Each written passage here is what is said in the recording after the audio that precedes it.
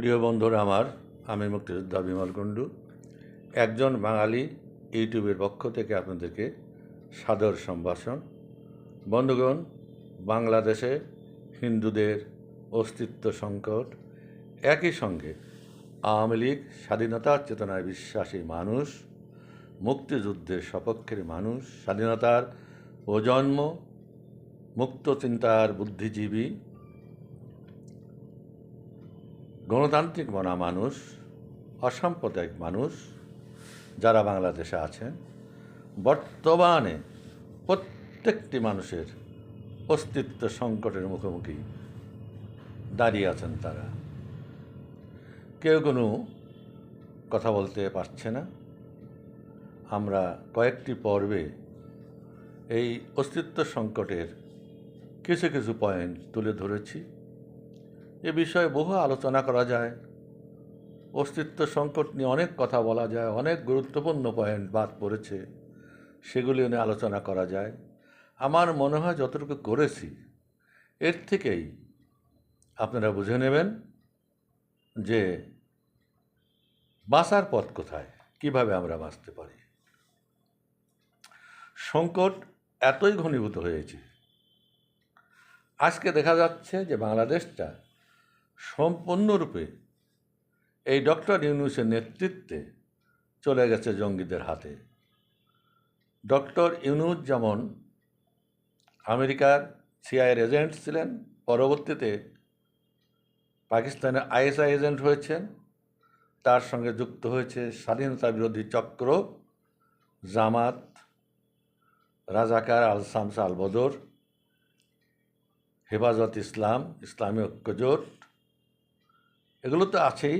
তারপর রয়েছে বিদেশি এজেন্ট, জঙ্গি বাহিনী, জৈশ ই মোহাম্মদ, মাসুদ আজাহারের দল, পাকিস্তানি আইএসআইয়ের মদতপুষ্ট যে সমস্ত জঙ্গি রয়েছে, তারা সবাই বাংলাদেশটাকে একটা অকার্যকর রাষ্ট্রে পরিণত করার জন্যে এবং এটাকে সম্পূর্ণরূপে ধ্বংস করার জন্যে এবং বাংলাদেশের মানুষকে অতল গহ্বরে নিমজ্জিত করার জন্যে একযোগে কাজ করে চলেছে। এই কাজ, তাদের এই পরিকল্পনা বহুদিন আগেই শুরু হয়েছিল। এটা এক্সপ্লোর করেছিল বিএনপি জামাতের শাসন আমলে। তারপর যখন আওয়ামী লীগ এসেছে, 16 বছর 15 বছর তারা শাসন করেছে, তারা কিছু করতে পারেনি, বরং ক্ষমতাকে টিকিয়ে রাখার জন্য ইসলামী দলগুলোকে তারা মদত দিয়েছে, তাদের খুশি করার জন্য মসজিদ বানিয়েছে, তাদের খুশি করার জন্য অসংখ্য মাদ্রাসা করেছে, তাদেরকে খুশি করার জন্য ঢাকা বিশ্ববিদ্যালয়কে উচ্চতর মাদ্রাসায় পরিণত করেছে। তারপরও শেষ রক্ষা হয়নি, কারণ এই যে জঙ্গি বাহিনীর অত্যন্ত শক্তিশালী। বন্ধুগণ, আপনারা নিশ্চয়ই লক্ষ্য করেছেন, এই জঙ্গিরা মানে ইউনূস বাহিনী এবং তার দোসররা ঢাকার রাজপথে দাঁড়িয়ে ক্যান্টনমেন্ট উড়িয়ে দিতে চায়, জেনারেলদের বিরুদ্ধে কথা বলে। তা তো আছেই, এরপর আবার অবসরপ্রাপ্ত জেনারেল এবং আর্মি উচ্চপদস্থ কর্মকর্তা যা আসেন, তারাও দেখা যাচ্ছে এই অপশক্তির সপক্ষে। এমনকি ইদানিংকালে সন্দেহ করা হচ্ছে যে খোদ সেনাবাহিনী প্রধান এই জামাতে ইসলামের মদতদাতা। এত সবের মধ্য থেকে বাংলাদেশকে আমরা কীভাবে রক্ষা করব, এই সংকট উত্তরণের উপায়টা কি? বন্ধুগণ, আওয়ামী লীগ চুপচাপ বসে আছে।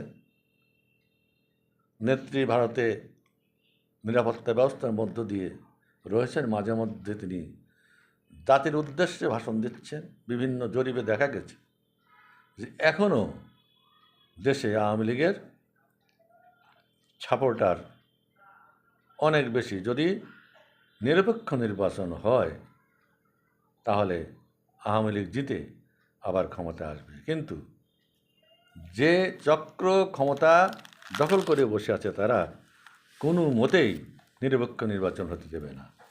নির্বাচনের আর মাসখানেক দেরি আছে।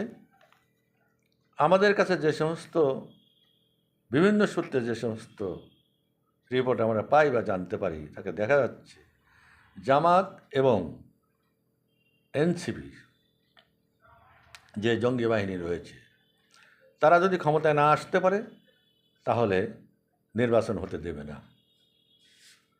এখন বিএনপি তারেক জিয়া নেতৃত্ব গ্রহণ করেছে, দেশে আসছেন। তারেক জিয়া কতটুকু কী করতে পারবে আমার জানা নেই, কারণ এই তারেক জিয়ার রাজনীতি বিষয়ে কোনো অভিজ্ঞতাই নেই।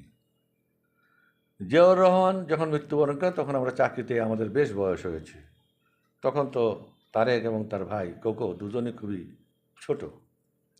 তারপর 91 সালে যখন বিএনপি ক্ষমতায় আসে, তখন ভবনকে কেন্দ্র করে যে সমস্ত ঘটনা ঘটেছিল, সে আমলের জাতি যারা সিনিয়র তারা কেউ ভুলে যায়নি তখন তারেক রহমানের ভূমিকা কী ছিল, তার চরিত্রের কতটুকু পরিবর্তন হয়েছে, এবং রাজনৈতিক অভিজ্ঞতা নেই এমন একটা মানুষ কি করে এত সব কুচক্রির বিরুদ্ধে দেশের হাল ধরে জাতিকে বাঁচাতে পারবে, সে বিষয়ে যথেষ্ট সুন্দর হয়ে গেছে।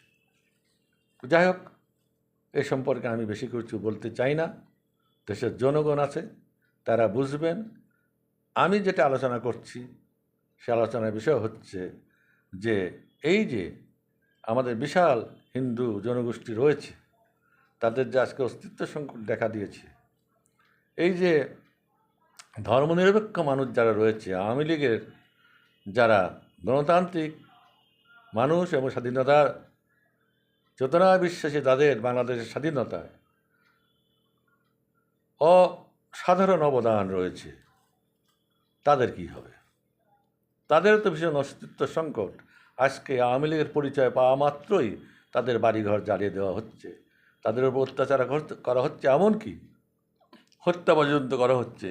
এমন একটা দিন নেই যে দেশের মধ্যে আওয়ামী লীগ হত্যা এবং হিন্দু হত্যা চলছে না, বাড়িঘর লুটতরা চলছে না, বাড়িঘরে অগ্নিসংযোগ চলছে না। এখন কথা হচ্ছে যে আমরা কি করছি, আমাদের আওয়ামী লীগ কী করছে। অনেকেই বলে সংগ্রামের কথা। দেখুন, 71 সালে আমাদের নেতা ছিলেন আন্তর্জাতিক খ্যাতিসম্পন্ন, সারা পৃথিবীর একজন শ্রেষ্ঠ নেতা বঙ্গবন্ধু শেখ মুজিবুর রহমান।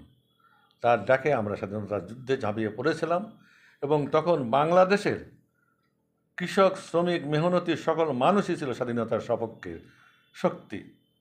তারা মুক্তিযোদ্ধাদের আশ্রয় দিয়েছিল, তারা মুক্তিযোদ্ধাদের খাদ্য সরবরাহ করেছিল, তারা লাঠি, সোটা, ডাল, তলোয়ার নিয়ে যার যা ছিল তাই নিয়ে মুক্তিযোদ্ধাদের পিছনে দাঁড়িয়েছিল। তারা সেদিন ভারতীয় বাহিনী যখন বাংলাদেশে ঢোকে তখন তারা ভারতীয় বাহিনীকে সাদর সম্ভাষণ জানিয়েছিল, রাস্তাঘাট চিনিয়ে জয়যাত্রায় ভূমিকা পালন করেছিল। কিন্তু সেই 71-এর বাংলাদেশ আর বর্তমানের বাংলাদেশ তো এক নয়। আজকে তাকালে দেখা যায় যে চারিদিকে শুধু রাজাকার, রাজাকার আর রাজাকার। মনে হয় তারা যে স্লোগান দিয়েছিল, তুমি কে আমি কে, রাজাকার রাজাকার, আজকে যেন সেই রাজাকারময় হয়ে গেছে সমস্ত বাংলাদেশটা। যারা স্বাধীনতার চেতনায় বিশ্বাসী মানুষ, তারা ভয়ে কথা বলতে পারছে না। তারা আজকে ঘরের কোণে লুকিয়ে আছে, কেউ দেশ ছেড়ে চলে গেছে, কেউ পালিয়ে আছে, কেউ জেলে আছে। কথা বলার মতো, নেতৃত্ব দেওয়ার মতো একটা মানুষ আজকে নাই। এই অবস্থা কি চলতে থাকবে? আমি হিন্দু ভাইদের আশ্বস্ত করে বলছি, ইতিমধ্যে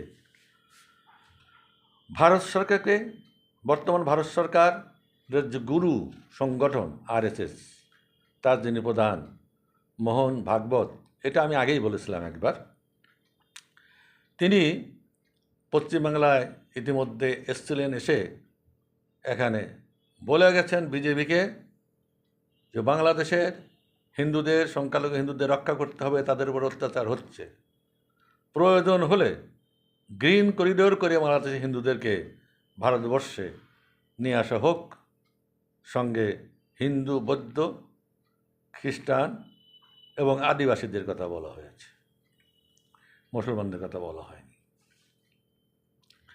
এ প্রসঙ্গে হয়তো ভারত সরকার হিন্দুদের বাঁচানোর জন্য করিডোর করবে বা একটা ব্যবস্থা করবে, কিন্তু তাতে কি সমস্যার সমাধান হবে? আমার জানা মতে বহু হিন্দু আছেন যাদের কোটি কোটি টাকার ব্যবসা বাণিজ্য রয়েছে, সহায় সম্পদ রয়েছে। তারা সে সমস্ত ফেলে এসে এ দেশে কোথায় আশ্রয় নেবেন? শরণার্থী সম্পর্কে আমাদের পূর্ব অভিজ্ঞতা খুব মধুর নয় ভারতবর্ষে। অবশ্য বিজেপি সরকার বলছে যে ওদেশে এখন যে হিন্দুরা রয়েছে তারা এখানে এলে তাদেরকে ক্যাম্প দেওয়া হবে, বাড়িঘর করে দেওয়া হবে, তাদের কর্মসংস্থানের ব্যবস্থা করে দেওয়া হবে। কিন্তু যিনি কোটি কোটি টাকার ব্যবসা বাণিজ্য করছেন, যাদের কোটি কোটি টাকা সহায় সম্পত্তি জমি জমা রয়েছে, তারা ঢালাওভাবে দেশে এসে কিভাবে কি করবে? আর 1.5 কোটি 2 কোটি হিন্দু তো কম কথা নয়। বললাম আর মুখ দিয়ে বললাম আর চলে এলো। আসবার সময় বা তাদের সেফটি কোথায়, নিরাপত্তা কোথায়? রাস্তায় তো তাদের মেরে ফেলবে, তাদের সহায় সম্পদ, টাকা পয়সা, নগদ যা থাকবে সবই কেড়ে নেওয়া হবে। এই মতো অবস্থায় কোন দিক থেকে কী হবে? অনেক আওয়ামী লীগ নেতা মনে করেন যে শেষ পর্যন্ত ভারত বাংলাদেশ আক্রমণ করে আওয়ামী লীগকে ওখানে বসিয়ে দেবে। তাদের উদ্দেশ্যে বলছি যে আন্তর্জাতিক পরিবেশ এবং পরিস্থিতি কিন্তু এখন সম্পূর্ণরূপে আলাদা। কাজে ভারত যে একটা স্বাধীন সার্বভৌম দেশে হঠাৎ করে আক্রমণ করে আওয়ামী লীগ সেখানে বসিয়ে দেবে, এটা একটা দিবা স্বপ্ন, এটা কখনো হবে না। ভারত ওই ধরনের দেশ নয়, গণতান্ত্রিক দেশ। তাদের জনগণ নিয়ে তারা চলে, সমস্ত পার্টির অনুমোদন নিয়ে তারা যে কোনো সিদ্ধান্ত গ্রহণ করে। কাজে ভারত মনে হয় না যে বাংলাদেশ আক্রমণ করে শুধুমাত্র আওয়ামী লীগকে বসানোর জন্য যাবে।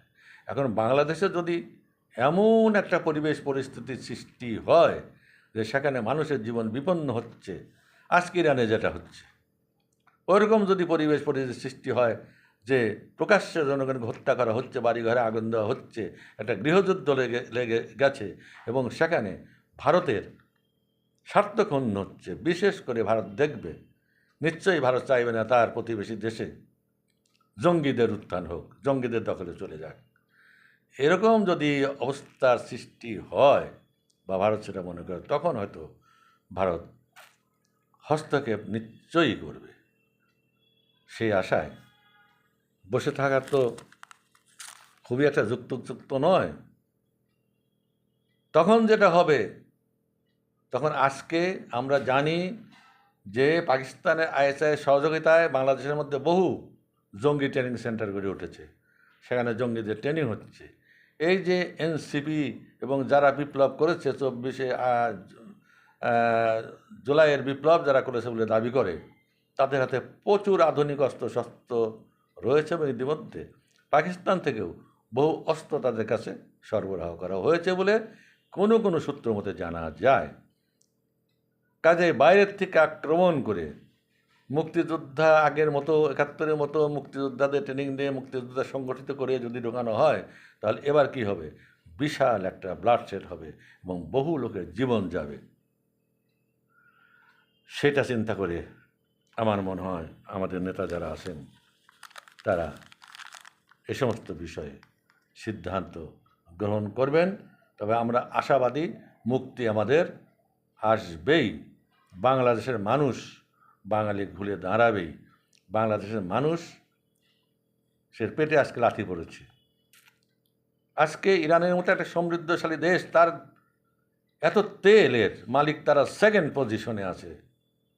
এত তেল থাকা সত্ত্বেও আজকে সেখানকার মানুষের পেটে ভাত নেই। বাংলাদেশে ওরকম অবস্থা আসবে। ভারত যদি সরবরাহ বন্ধ করে দেয়, যখন না খেতে পেয়ে বাংলাদেশের মানুষের পেটে লাথি পড়বে, তখন ঠিক জনগণ ঘুরে দাঁড়াবে এবং তখন আহ্বান করবে যে আসুন, দেশকে রক্ষা করুন, দেশকে বাঁচান। তখন মুক্তিযোদ্ধারা সংগঠিত হয়ে, স্বাধীনতার পক্ষে লোকেরা সংগঠিত হয়ে আবার সেই পূর্বের অবস্থা ফিরে যেতে পারবেন। কিন্তু তার জন্যে সময় লাগবে অনেক, রক্তক্ষয় হবে অনেক। জীবনের অপচয় হবে অনেক। তাই বলছি বন্ধুগণ, হতাশ হওয়ার কিছু নাই। দেশের স্বাধীনতা রক্ষা করতে হলে, দেশকে বাঁচাতে হলে, দেশের অস্তিত্ব এবং মানুষের অস্তিত্ব রক্ষা করতে হলে রক্ত দিতেই হয়। আমরা তো একবার রক্ত দিয়েছি, 30 লক্ষ মানুষের রক্ত দিয়েছি, 2 লক্ষ মানুষ ভাই মা বোনের ইজ্জত দিয়েছি। আবার হয়তো এমন একটা দিন অচিরেই আমাদের সামনে আসবে, তার জন্য সবাইকে প্রস্তুতি নিতে হবে। আজকে এই পর্যন্ত। ধন্যবাদ সবাইকে। ভালো থাকবেন, সাবধানে থাকবেন। বিশেষ করে এই নির্বাচন সামনে রয়েছে, এটা একটা হানার নির্বাচন, এটা একটা লোক দেখানো আইওয়াশ নির্বাচন। আমার ব্যক্তিগত অভিমত, এই নির্বাচন বয়কট করা উচিত। সিদ্ধান্ত স্বাধীনতাকামী, স্বাধীনতার চেতনায় বিশ্বাসী মানুষের। জয় বাংলা, জয় বঙ্গবন্ধু।